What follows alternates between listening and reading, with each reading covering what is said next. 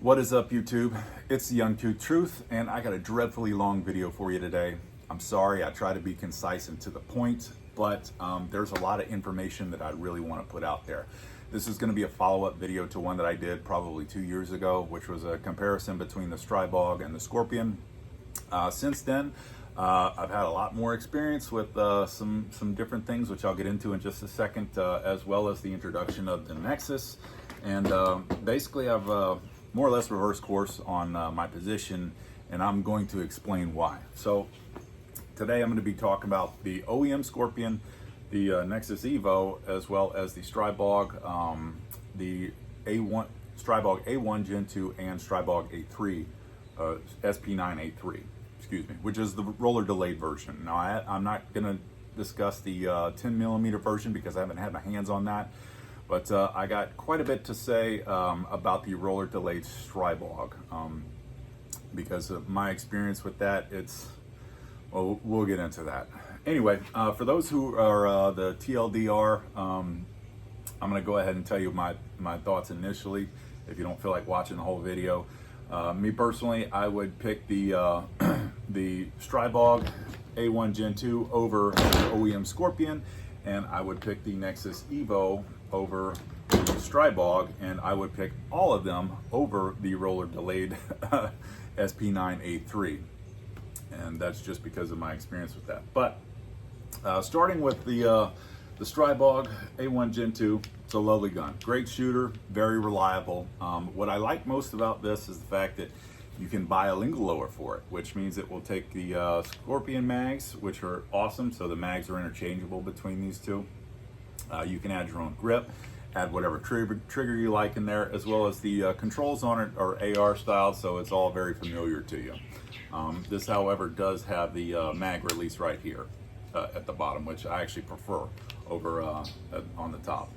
It's got ambidextrous bolt release, but that's more a design from Lingle Industries, who are awesome guys, by the way, versus Stribog.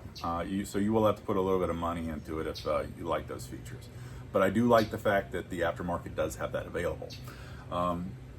I would choose that because of those reasons over the OEM Scorpion. The OEM Scorpion I've already talked about in previous videos, as I'm sure you're aware, that it has some issues, mainly with some defects that are in the bolt on occasion, the striker block not working, as well as the receiver being made out of polymer, which makes it extraordinarily vulnerable to hot ammunition. Anytime you have case rupture going on, there's a chance it may blow up on you. But this right here utterly and entirely remedies all of that. Not only that, but it does have a bearing delay in the rear, which is really nice, and it also softens up the recoil a little bit. Now, I don't want anyone thinking that this is going to shoot like an MP5 because it has the word delay in it, because it's not. MP5 is an entirely different category of gun. So let's just go ahead and park that off to the side. But as compared to, say, the Stribog or the OEM Scorpion, it does shoot a little bit softer. And I should also note that I'm a little over 4,000 rounds in on that thing, and it's been an absolute tank. Shooting just the shittiest ammo I can find, hot, spicy, whatever you want to call it, uncle, Cousin Bubba's pissing hot reloads, it'll eat it all. Now, let's talk a little bit about the roller delayed SP9A3 and my experience with that. So the Stribog is imported by a company called Global Ordnance. They're based out of Sarasota, which is actually not far from where I'm at. And I bought one not too long after they came out. And you'll notice this right here is actually, let's see if it's written on it. It's not on this side, and I've got my little trash cat covering it up on this side. But this is originally the SP9A3, and I had it converted to a SP9A1 Gen 2. Sorry, that's a mouthful. Anyway, the reason that I did that is because there was a serious issue that I kept having. This thing went back to Global Ordnance 3 or 4 times, something like that. I had to drive it on up there. I don't remember the exact number, but it was a lot. In any case, what was going on is the steel roller that was inside of here was peening up this top track of this aluminum receiver. And what would happen is it would lock up, the bolt would lock up right about here, and it would lock up so hard that I actually had to take a screwdriver every single time to pry it open. Now, I had put a couple thousand rounds through it with no issues initially. Then it started happening a little bit, then it started happening a lot. And so I'd send it back. He'd say, you know what, we've remachined the inside of it. Problem solved. Did something with the roller. I don't know what kind of juju magic he did. Okay, I believe you. I'd go out to the range and I'd shoot a ton and it would start happening again. And this just kept happening over and over and over and over and over. And it just I kept having to send it back. Now it should be noted that I am a high volume shooter. I would say that on average I probably shoot minimum 2,000 rounds a month. I'm at the range every single week. I shoot a lot. Most people aren't like that. So maybe you're one of those guys who only likes to bust one of these out, you know, once a year or something like that. You know, and perhaps you'll never experience that issue. But from my personal experience and shooting a ton of ammunition through it, it was a repetitive problem. And in my estimation, I think it's a problem with the actual design. So I'm not entirely convinced that it's something that can be solved. And that's just the nature of it. The way the armor explained it to me was that anytime you have steel contacting aluminum at a very high rate of speed, such as a bolt moving back, something's got to give, and it's going to start some peening in there. And then after a while, that peening is going to cause some seizing up. So the last video I made, the A3 was my favorite gun. This video, it don't even make the list. I would not buy one of those. I will give credit where credit is due to Global Ordnance, because they did, in the very end, wind up doing me a solid. They converted this over to the A1, so I got rid of my initial A1, and they also gave me the new A3 as a replacement. I kept this one because I have an SBR stamp on it. And so I shot it a little bit, and then I started looking for any signs of wear, and I started seeing a little bit. So before I had any malfunctions and I ultimately wound up just wanting off of the roller coaster, and I wound up selling it to somebody else.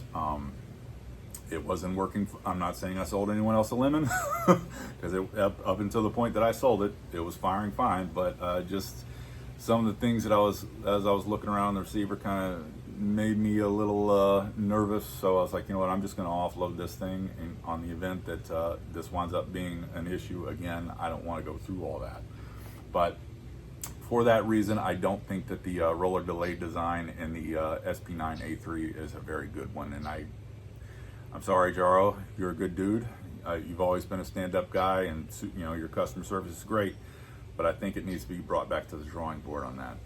Just my personal opinion. Now, has it been resolved since then? That's the $1 million question. This, again, is my opinion.